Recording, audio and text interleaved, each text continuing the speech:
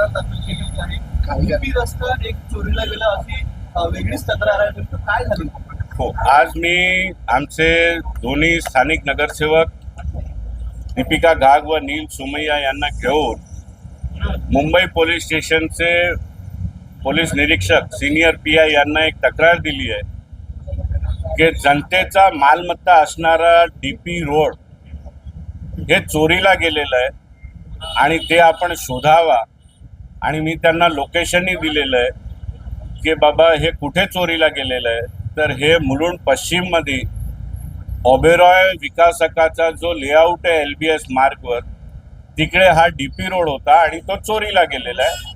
आणि आपण चोर शोधावा आणि त्याच्यावरती गुन्हा दाखल करावा आणि जनतेची मालमत्ता असणारा हा डीपी रोड हे आम्हाला पूर्ण जनतेला द्यावा आणि महानगरपालिकेला सुपूर्द करावा अशी तक्रार मी दिलेली आहे. आता हे काय आहे मी तुम्हाला सांगतो. जसं मी तुम्हाला सांगितलं की एखादा विकास कार्य तुम्हाला करायचं असेल, आता आमची नगरसेविका दीपिका घाग हे निवडून आल्यानंतर हे फर्स्ट टाइम नगरसेवक माझ्याकडे आली होती की आपल्याला 5 वर्षात किमान 2 नवीन रस्ते माझा वॉर्डात करावा, त्यासाठी आपण मदत करा. आम्ही डीपी शीट उघडून बसलो. हे असते डीपी शीट. आता या डीपी शीट मध्ये आम्हाला एक चांगला जोड रस्ता भेटला की जो तानसा पाईपलाईन वरनं ऑफ पार्क रोड LBS रोडला बायसेक्ट करून तो पुढे ऑफ पार्क रोड पर्यंत मोठा रस्ता जातो. म्हणजे हे चांगलं आहे. ट्रॅफिकची कोंडी कमी करण्यासाठी हे रस्ता आपण केलं पाहिजे. मग ज्यावेळी मी त्या भूखंडाच्या त्या जागावरती गेलो तर मला रोडच दिसेना, जागा पण दिसेना. तर मी बोललो हे डीपी रोड गेला कुठे? तर डीपी रोड चोरीला गेलेला आहे. ओबेरॉयचा एक मोठा प्रकल्प आहे आणि तो डीपी रोड त्या प्रकल्पाचा भाग झालेला आहे. म्हणून मी 2 महिने सर्व फायली काढली, चौकशी केली आणि काल जसं मी तुम्हाला हे दाखवलं की ऑनलाईन शुल्क भरून डीपी रिमार्क आणि डीपी प्लॅन काढले.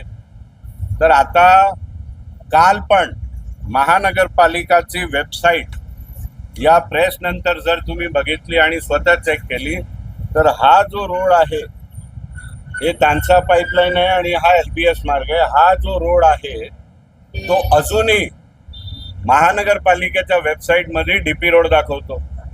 आणि तुमच्याबरोबर मी त्या जागावरती जाणार आहे.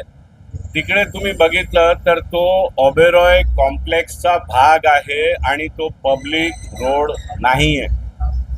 आणि म्हणून मी आमचे सिनियर पीआयना सांगितलं की रोड चोरीला गेलेला आहे. चोर कोण आहे, चोरीला गेलेली मालमत्ता कुठे आहे याचीही माहिती आम्ही तुम्हाला दिलेली आहे. तुम्ही चौकशी करा, गुन्हा दाखल करा आणि हे रोड जो डीपी रोड आहे तो जनतेची मालमत्ता आहे, ते महानगरपालिकेला सुपूर्द करून तुम्ही द्या, जेणेकरून महानगरपालिका हे लोकांची सेवेसाठी उपलब्ध करून देणार. आता दुसरी बाब बघा कशी आहे. एखादा कॉम्प्लेक्सला OC आल्यानंतर हे डीपी रोड ज्युरिस्डिक्शन याचा येतो T वॉर्डचा.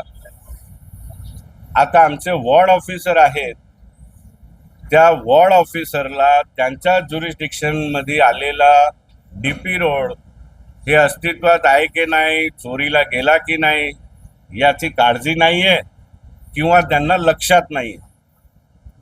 आणि म्हणून मी त्यांनाही पत्र लिहिलेलं आहे की तुमच्या ज्युरिस्डिक्शनमधला रोड हे चोरीला गेलेला आहे, जागे व्हा आणि तो रोड मिळवा आणि जनतेची सेवेसाठी त्याचा लोकार्पण करा. आता तुमचे काही प्रश्न असतील तर तुम्ही मला विचारू शकता. आपण सत्तेमध्ये आहात, भाजपचे आमदार आहात, त्या संदर्भामध्ये मंत्री महोदयांना या संदर्भात आपण सांगितलेलं किंवा मुंबईच्या महापौर आहेत किंवा CM आहेत यांच्यासमोर आपण तक्रार पोचवली आहे. हे बघा, आम्ही सत्तेत आहोत, मी सत्ताधारी पक्षाचा आमदार आहे आणि म्हणून एखादा विकासक आणि तोही ओबेरॉय सारखा हे एक डीपी रोड घडून जायचा प्रयत्न जर करत असेल तर माझा कर्तव्य आहे की सर्वप्रथम जनतेची मालमत्ता जनतेला परत मिळवून देण्यासाठी. आता हा विषय माझा मतदारसंघाचा आहे. या सर्व बाबींमध्ये कोणत्याही मंत्री किंवा महापौर याचा रोलच नसतो, कारण हे सर्व परवानग्या IOD, CC, OC हे तर महानगरपालिका देते. आणि गंमताचा भाग बघा, याची IOD, CC आणि OC हे 2024ला झालेली. त्यावेळी तर महापौरच नव्हता. तर 2024मध्ये हे ज्यावेळी लेआउट CC झाली त्यावेळी हे अपेक्षित होता की हा DP रोड महानगरपालिकेला सुपूर्द करण्यात यावा, पण अद्यापही तो झालेला नाही आहे. आणि तो म्हणून मी सांगतो तो चोरीला गेलेला आहे. आणि आमच्या निदर्शनात कधी आला, आमची नगरसेविका येऊन माझ्याकडे बसली होती, दीपिका गाग, की आम्हाला किमान 2 नवीन रस्ते, ट्रॅफिकची कोंडी कमी करण्यासाठी माझ्या वॉर्डामध्ये आपण करूया. आणि साहेब तुम्हाला अनुभव आहे. आणि म्हणून मी ज्यावेळी DP शीट उघडली की कोणकोणते प्रस्तावित DP रोड आहेत आणि आपण ते डेव्हलप केले तर ट्रॅफिकची कोंडी कमी होणार, त्याचाच मला हे सापडलं. मी घटनास्थळी गेलो की हे रोड कुठे आहे, तर बघितलं तर तिकडे तर ओबेरॉयचा 60 मंजिली इमारत उभी आहे. तो रोड गायब आहे, बॅरिकेटेड आहे, गेटेड आहे. म्हणून मी सर्व आधी, तुम्हाला माझा स्वभाव माहिती आहे, मी हव्यात तीर मारत नाही. 2 महिने मी पूर्ण फाईल वाचली आणि मग मला समाधान झाला की निश्चितच हा रोड चोरीला गेलेला आहे आणि याच्यावरती आपण आता गुन्हा दाखल केला पाहिजे. या रोड चोरीबद्दल आरोपी आणि सहआरोपी कोण आपण इथे तक्रार कोणाच्या नावाने दिली, आरोपी आणि सहआरोपी? बघा, याच्यात मी यांना चौकशी करून आरोपी शोधण्यासाठी सांगितलं. जर तुम्ही मला विचारलं तर आरोपी 101% हे सर्व बांधकामामध्ये विकासक असतो. या केसमध्ये विकासक ओबेरॉय रिअल्टी आहे. आणि दुसरा, एखादा विकासक तेवढा तज्ज्ञ नसेल, मी ओबेरॉयला बेनिफिट ऑफ डाऊट देतो की विकासक असूनही त्यांना टेक्निकल जास्त माहिती नसावी, पण त्यांचा जो आर्किटेक्ट आहे, ease of doing business under, architect हे जबाबदार आहे या सर्व बाबींसाठी. तर कुठे नाही तर कुठे विकासक आणि आर्किटेक्ट यासाठी जबाबदार. महापालिकेचे अधिकारी जबाबदारी नाही काय? मी आधी सांगितलं की एखादी वास्तूला OC आल्यानंतर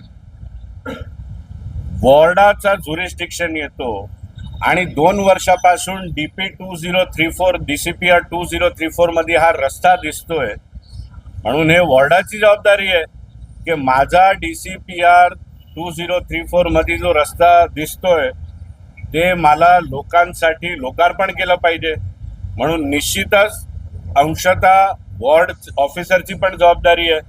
आणि त्याचबरोबर हे प्रश्न बिल्डिंग प्रपोजल व DP विभाग जो महानगरपालिकाचा आहे त्यांनाही उत्तर द्यावं लागेल. कारण बघा, तुम्ही 5 ऑगस्टला पैसे भरले तर ऑनलाईन DP प्लॅन काय बोलतो, हा रोड आहे आणि तो DP रोड आहे. पण आपण आता तिकडे जाणार आहोत आणि तुम्ही स्वतःच्या डोळ्याने पाहणार तिकडे DP रोड नाही आहे.